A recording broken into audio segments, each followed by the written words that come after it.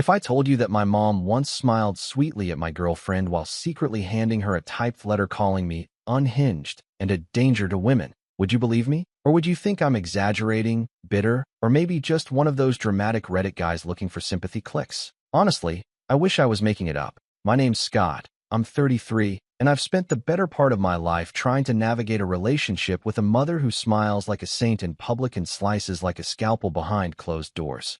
People love her. That's the worst part. She's charming in a way only truly dangerous people know how to be. She bakes cookies for the neighbors, remembers birthdays, donates to charities, and always plays the victim when things go sideways. I used to think I was the problem, that maybe I was just too sensitive, or that I didn't appreciate all the sacrifices she made for me. But the older I got, the more I realized she wasn't sacrificing. She was investing in an image. And anyone who dared to scratch beneath the surface got buried in sweet-smelling lies and passive-aggressive guilt. It didn't start with my ex. That was just the final straw. If I had to pinpoint when it all began, I'd probably go back to middle school. I was 13, struggling with pretty bad anxiety, which back then nobody really talked about. I'd get panic attacks before tests, or even just going to gym class. I wasn't athletic, and I definitely wasn't cool, so I got picked on a lot. But I was smart. Too smart, she used to say. Scott, no one likes a know-it-all. Scott, you're going to make people uncomfortable if you correct them like that. Scott, stop fidgeting, you're embarrassing me. That was the word she loved, embarrassing. It came up in every fight, every scolding, every moment I tried to just be myself. I'd make a joke she didn't find funny, embarrassing. I'd get emotional watching a sad movie, embarrassing. I'd try to explain something I learned in science class, and she'd cut me off with that tight-lipped smile. Scott, no one cares about that. You're making people uncomfortable. The thing is, she never yelled. Not once. My dad did sometimes. He wasn't a bad guy, just frustrated and tired and quietly fading into the background. But Mom? She weaponized calm. She'd lower her voice when she was angry, not raise it. She'd smile wider when she was furious. And every correction came gift-wrapped in sweet, concerned language. I'm only telling you this because I care. You'll thank me one day, sweetie. I just want you to have friends. I didn't realize how much that shaped me until I moved out for college. I chose a school on the other side of the country, Boston to LA, just to breathe. And for the first time in my life, I made real friends. Friends who liked the same weird sci-fi books I did, who didn't flinch when I got too excited about quantum mechanics or ancient mythology. I felt like I was finally becoming someone outside her shadow. And for a while, she seemed okay with it. Weekly calls, the occasional care package, even a proud of you text once when I got into the honors program. But that was the calm before the storm. When I started dating Claire, my first serious girlfriend, everything changed. At first, Mom pretended to like her, sent her a welcome gift, complimented her photos on Facebook, even invited her to Thanksgiving. But little things started slipping through. Backhanded compliments. Questions about Claire's family that felt more like subtle interrogations. She's very pretty, Scott, but does she challenge you intellectually? Her parents seem casual. Do they value education the way we do? You're so sensitive, sweetie. I hope she understands that. Claire laughed it off. I did too. I didn't want to believe she was doing it again. Not this time. Then, about 9 months into our relationship, Claire started pulling away. She stopped calling as much. Got quiet when I asked her what was wrong. And one night, after I flew home to surprise her for her birthday, she broke up with me. No big fight. Just a quiet conversation on her front porch while I stood there holding a box of her favorite pastries. She said, "You're unstable." Claire whispered, not even meeting my eyes. She told me you had violent outbursts, that you were manipulative, that I needed to be careful. My stomach dropped. My mom told you that.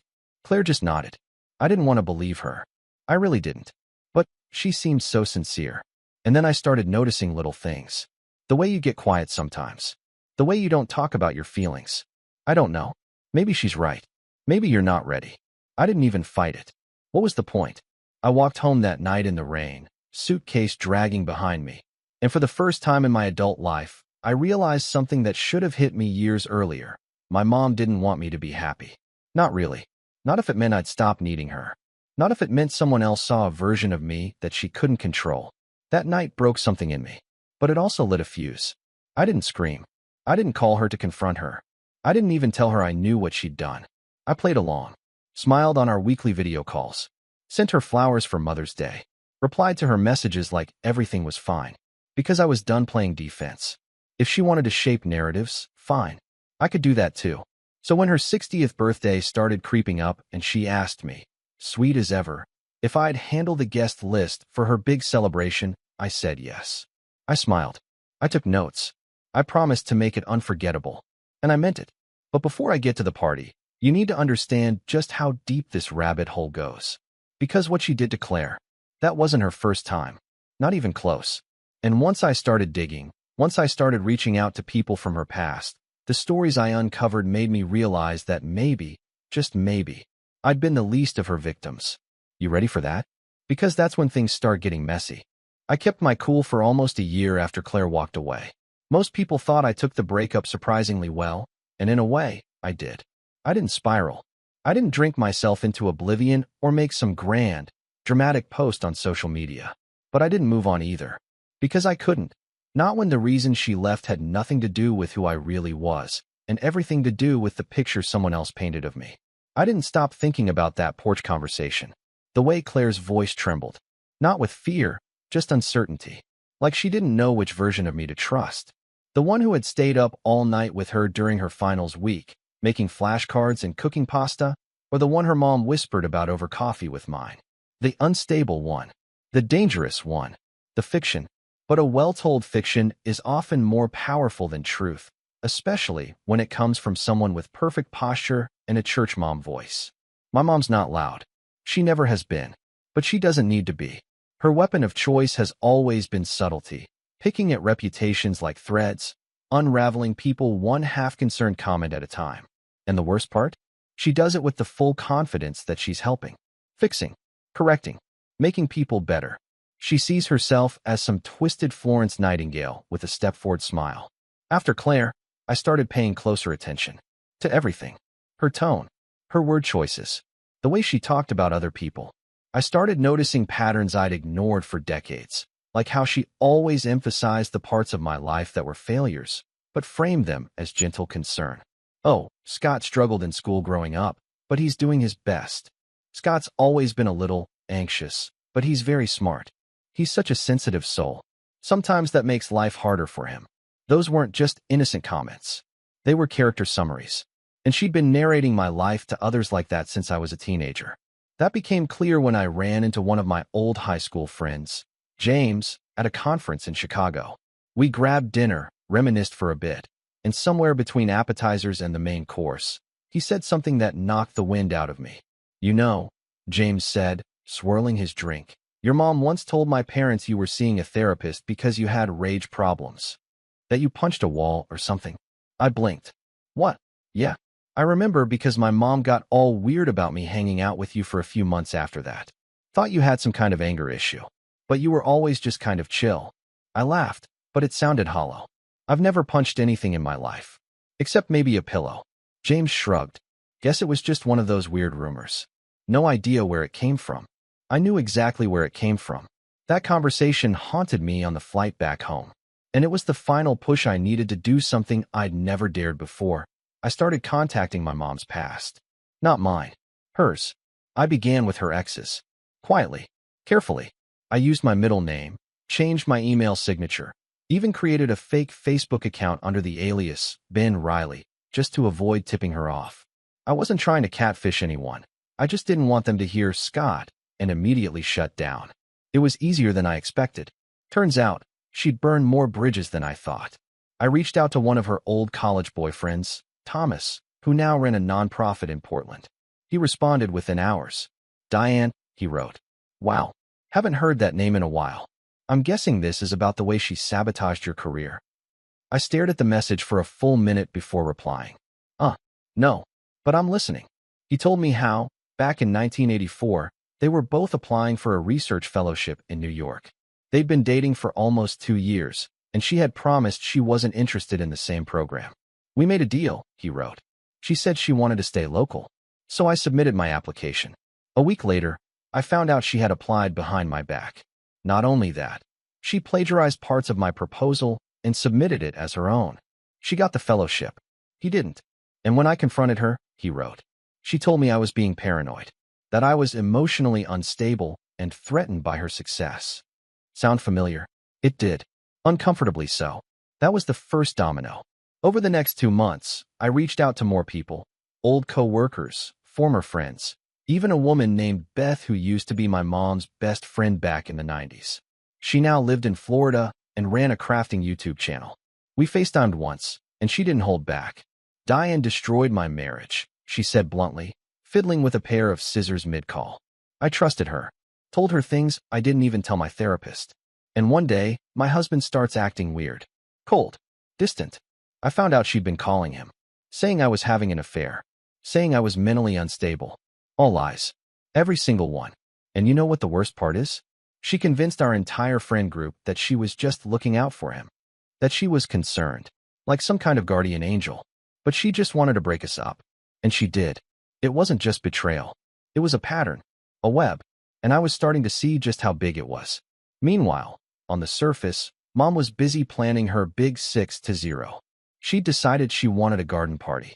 Elegant but casual, she said. Just family and close friends. Maybe 30 people at most. Of course, she handed me the guest list to manage. Gave me free rein, as long as I stuck to her vision. I nodded, smiled, took notes. But in the back of my mind, the fuse kept burning. And then came the breaking point. It was a Tuesday evening. Nothing special. I had stopped by my parents' house to drop off some stuff for the party, catalogs, vendor lists, sample menus. Dad was out. Just me and Mom. She made tea. We sat in the sunroom, light streaming through the windows like something out of a Hallmark movie. She was in her element. Polished, poised, perfectly pleasant. Until she pulled out a manila folder and said, "By the way, I've been meaning to talk to you about something." I was instantly on alert. "What is it?" She slid the folder across the table. "It's a printout of your social media posts. Some of the things you've been sharing lately, they concern me." I opened it. Inside were screenshots of tweets, Facebook shares, even an Instagram story I posted months ago about mental health advocacy. Nothing inappropriate. Nothing alarming. Just vulnerable stuff. "Mom," I said slowly, "why do you have this?" She folded her hands neatly. "Because I worry. I really do. And I think you're broadcasting some things that could damage your reputation. Especially if you ever want to get married. Or find a new job. Employers look at this stuff, Scott. So do women." I stared at her. "You went through my accounts?" She tilted her head. "They're public. And it's not just me who noticed. A few people from church mentioned your posts. Said they were worried." "Worried about what?" "That I care about mental health. That I speak up about anxiety and trauma." "Sweetheart," she said, with that nauseating calm, "people don't like messy. They like strength. Confidence. Not this." And there it was. Not this. Not me. Not the me who finally found the courage to talk about the things she spent decades suppressing. Not the me who was slowly reclaiming a voice she'd spent years reshaping into a shadow of herself. I stood up. My hands were shaking, but I wasn't afraid. "Not anymore. You did this to Claire, didn't you?" Her eyes flicked up. "What are you talking about?" "You told her I was dangerous. Unstable. You're the reason she left." She didn't deny it. Just looked at me with that infuriating calm. I only told her what she deserved to know. And just like that, the fuse reached the dynamite. I walked out of that sunroom without another word. Got into my car, drove home, and sat in the dark for a long time, just letting it all settle. The years, the manipulation, the lies, the control. And then I opened my laptop, pulled up the party spreadsheet, and started making some edits. I didn't delete her guest list. I expanded it. Because if Diane wanted a celebration, I was going to give her one she'd never forget. But not just yet. First, I had some more phone calls to make. And some very interesting invitations to send. Rock bottom doesn't always look like it does in the movies. There's no dramatic montage, no broken mirror scene, no rain-soaked breakdown on a park bench. Sometimes, it's just the quiet moments when you look around and realize you're completely alone, and the people who are supposed to love you most might never have loved you for who you really are. After that final conversation in the sunroom, something inside me fractured. I wasn't angry, not in the screaming, punching walls kind of way. It was quieter than that. Like a light had gone out. I stopped answering her calls. Stopped replying to her texts. I needed space, and I didn't trust myself to keep pretending. Not anymore. For the first time in my life, I began to grieve, not just for Claire or for the years I'd spent under my mom's thumb, but for the boy I used to be. The kid who thought if he just behaved the right way, achieved enough, stayed small enough, he might finally earn her full approval. That boy was gone, and the truth was, he'd never stood a chance. I'd like to say things got better right away, but they didn't. Not at first. The first few weeks were hard. I barely slept. Ate too much one day, not at all the next. Work felt meaningless. I was doing freelance UI design at the time, mostly startup projects and client websites, and I started falling behind. One particularly bad week, I missed a deadline and lost a decent client. Another ghosted me entirely after I pushed back on some unreasonable changes. I didn't tell anyone what I was going through. My dad had always been a passive observer in the chaos, quiet and neutral, like Switzerland. He loved me, I think, in his own silent way, but he never intervened. And after years of enabling her, I wasn't ready to confide in him. My friend group was scattered, mostly old college connections who were now married, busy, or distant. I tried calling James once, the high school friend I'd seen in Chicago, but I hung up before he answered. I didn't know how to explain any of it without sounding crazy. My mom has been psychologically dismantling me since I was a teenager. Isn't exactly easy to slip into casual conversation. But in that darkness, something unexpected happened. I started writing again. It had been years since I'd touched a blank page for myself. Not client work, not marketing copy, just me, my thoughts, my voice. It started with a few scattered journal entries, then became longer reflections. I poured everything out, memories, doubts, moments I'd buried deep because they were too confusing to process at the time. I wrote about how Mom used to tell me I was too dramatic when I cried after school, even though I'd been shoved into a locker. How she'd made me apologize to a teacher who mocked me in front of the class.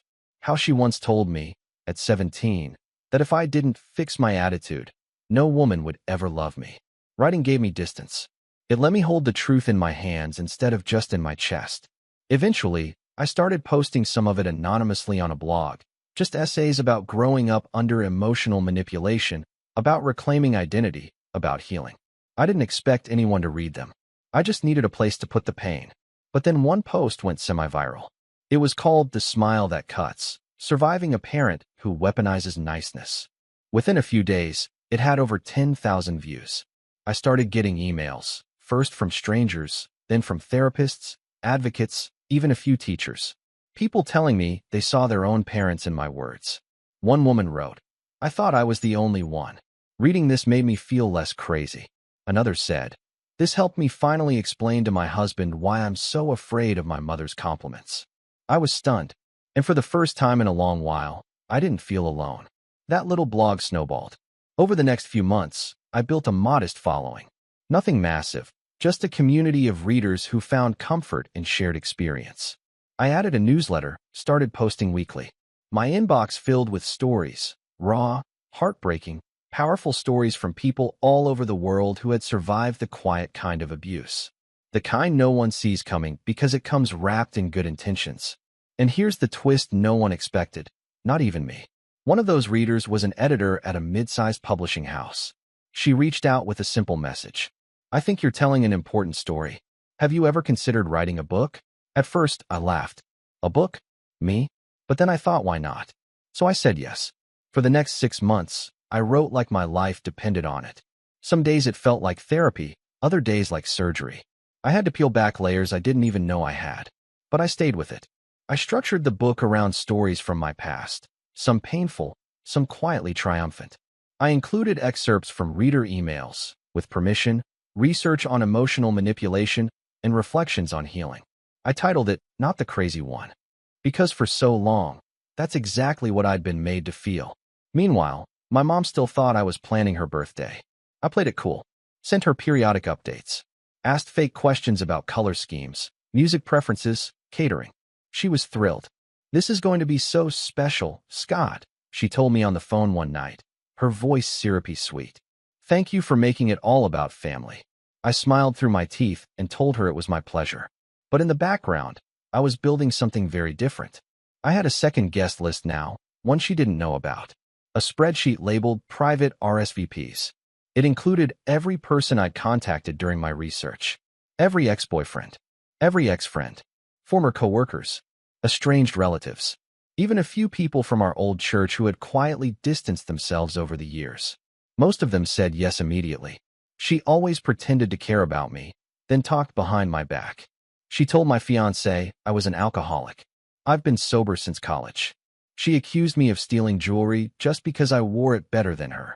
The stories just kept coming. Some of them asked if it was safe, if there would be any backlash. I'm not trying to start a fight, one woman wrote, but I want her to know what she did. I promised them all the same thing, no shouting matches, no drama, just a chance to speak, to be seen, to hold a mirror up to the woman who had spent her entire life polishing hers. And maybe, just maybe, shake the perfect image she clung to so tightly. But I wasn't doing this for revenge anymore. Not exactly. That had changed. What I wanted now was truth. I wanted to see her face when the people she stepped on finally stepped forward. I wanted to show her that the narratives she'd crafted weren't airtight, that the world she controlled with a smile and a whisper was starting to crack.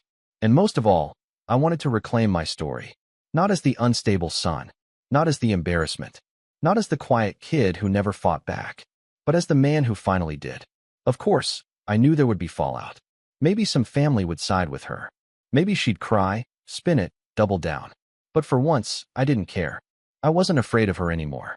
And that, more than any party, any book deal, any applause, that was the real victory. The rise wasn't loud.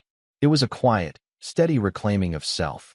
And with every chapter one wrote, every invitation I sent, every email I received from someone who had survived a Diane of their own, I grew stronger. She had torn me down for years. Now, I was building something better.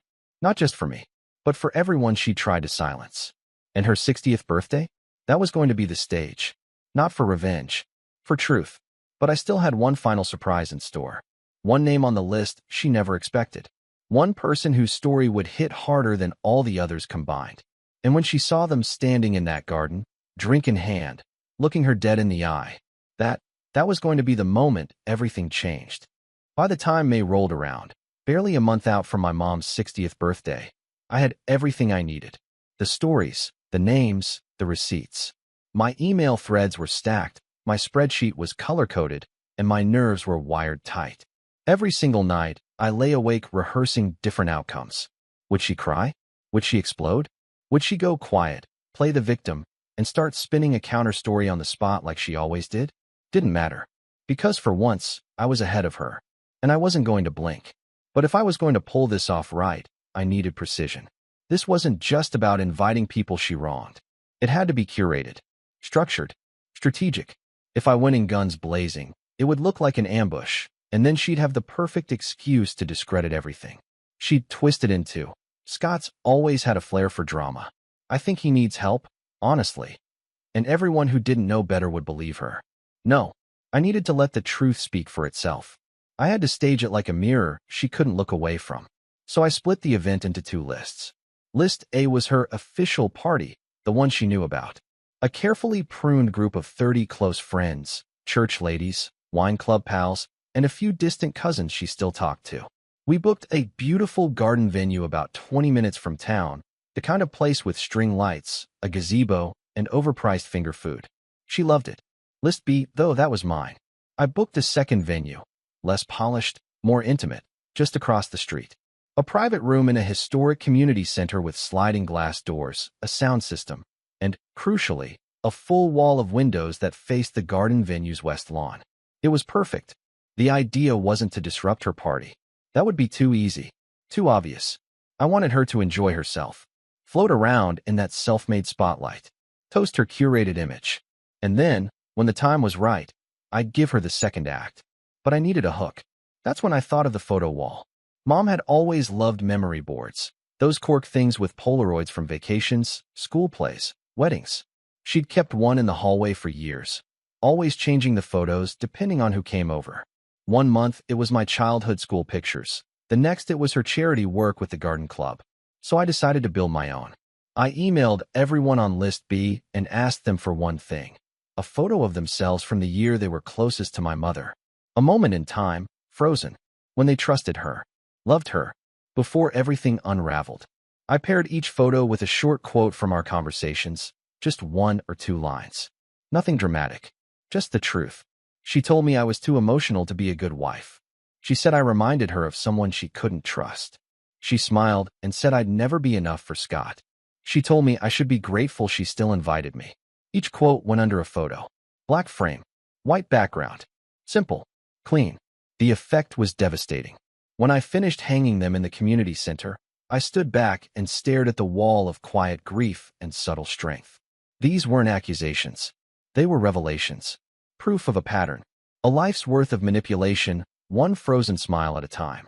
And still, there was one more thing I hadn't done. I hadn't talked to Claire. I don't know why I waited so long. Maybe part of me was scared she wouldn't want to be involved, or that seeing her again would tear open something I'd finally begun to heal. But I couldn't shake the thought. She deserved to know the truth too. So I wrote her an email. Not a plea, not an apology, just honesty.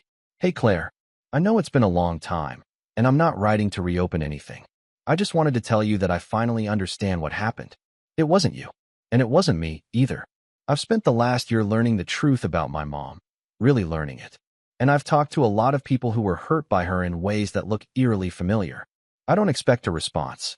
But if you ever want to talk, or if you want to hear what I've learned, I'll be at the community center across from her birthday venue on June 10th, 6 p.m. No pressure, just truth. I stared at the screen for a long time before hitting send.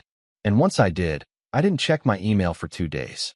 When I finally opened it again, there it was. A single-line reply. I'll be there. I don't know how long I sat there, just staring at that sentence. But it was the first time in months I cried without shame. It felt like closure waiting on the horizon. And then, almost as if fate wasn't done yet, came the last piece of the puzzle. I got a call from my cousin Daniel. He was one of the few relatives who distanced himself from the family years ago, but I never knew why. We'd been close as kids, until one summer he just stopped showing up to reunions. I asked Mom once, and she said something vague about substance problems and bad decisions. But now he was calling me. I heard about the guest list, he said, his voice gravelly but steady. Saw your post on that Survivor blog. You still taking names? I hesitated. You want to be part of it? There was a long pause. She told my wife I cheated on her, he said finally. Said it was her duty as a Christian woman to tell the truth. She handed her a fake email thread she claimed she found on my computer. My wife left me. Took the kids. I lost everything.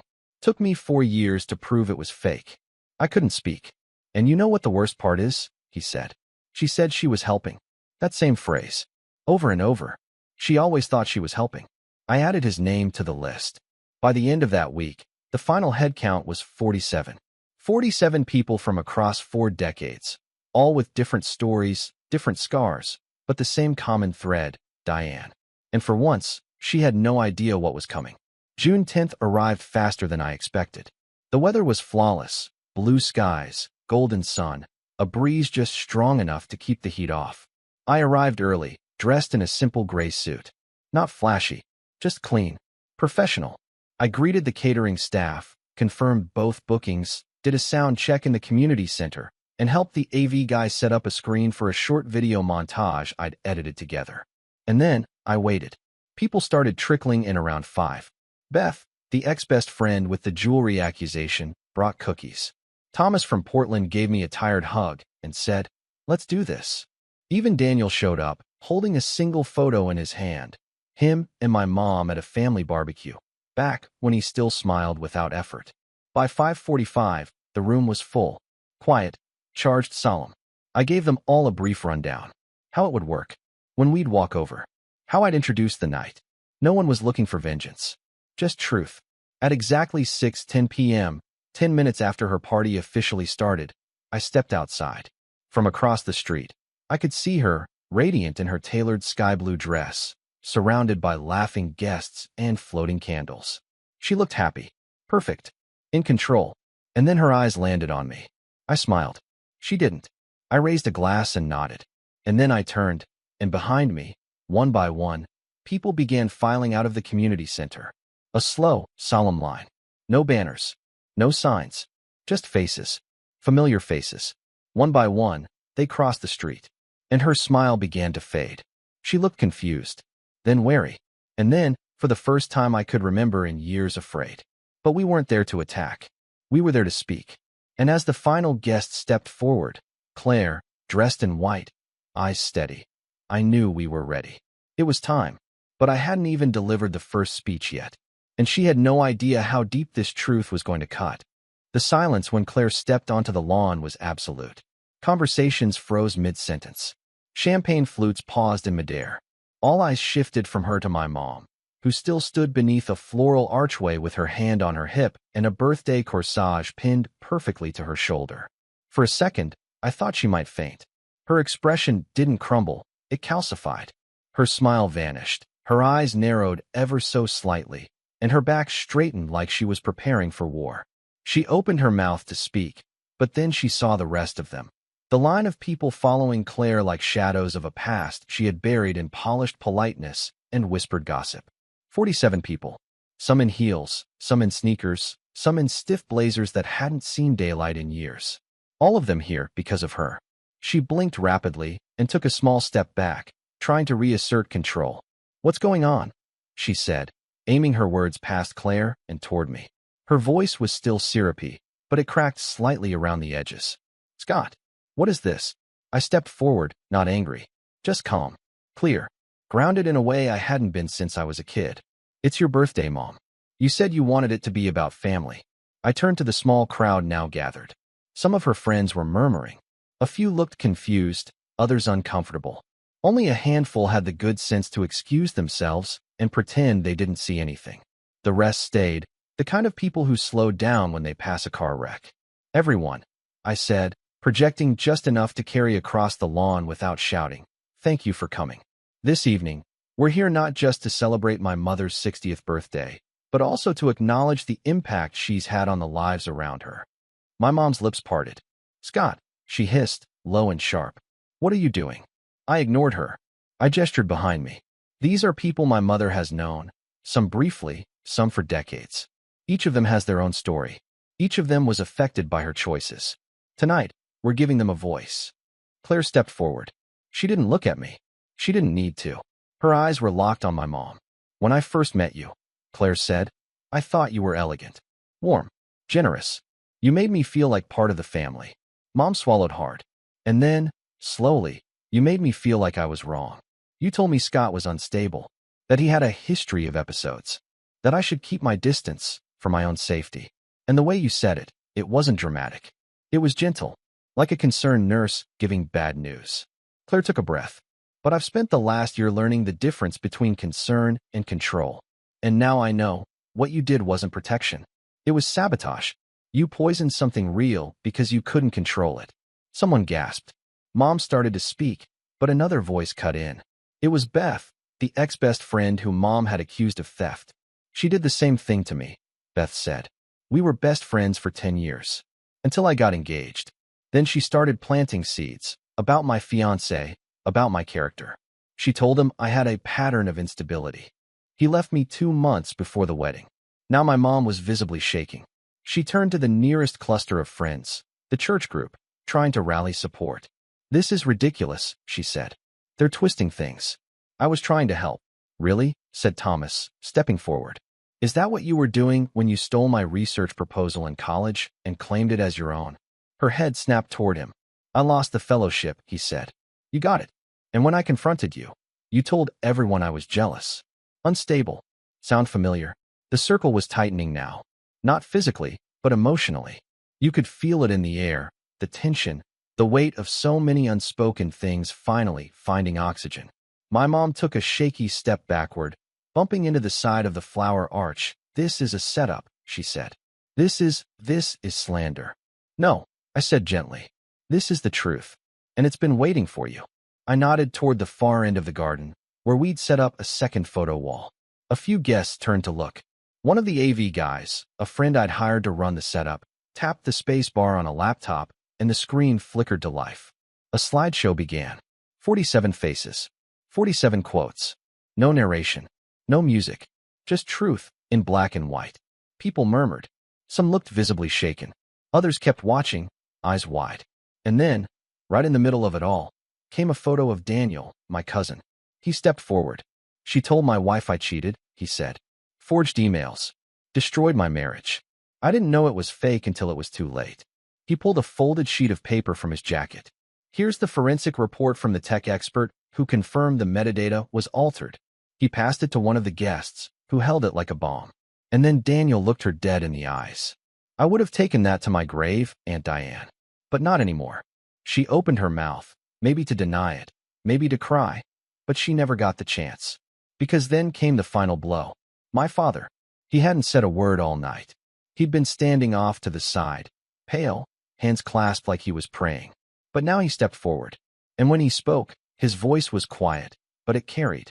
I knew she was difficult, he said, but I didn't know how far it went. He turned to face the crowd. I stayed silent for years because I thought I was keeping the peace. But peace built on silence isn't peace, it's denial. And I want to apologize. To my son. To all of you. For not speaking up sooner. My mom looked like she'd been struck. Her eyes darted from person to person, searching for an ally, a lifeline, someone, anyone, to defend her. But no one moved.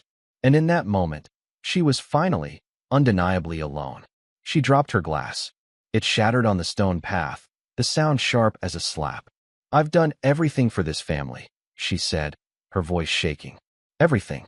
And this is how you repay me. No, I said. This is how we free ourselves. She let out a small, bitter laugh. You're going to regret this.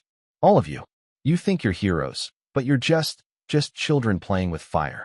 I'm not a child, I said quietly. I'm your son, and I'm finally done pretending you didn't burn everything you touched. With that, I turned away, and slowly, the others followed. We walked across the lawn in silence, back toward the community center. The string lights behind us flickered in the dusk like the last heartbeat of her empire. Some of her guests left immediately.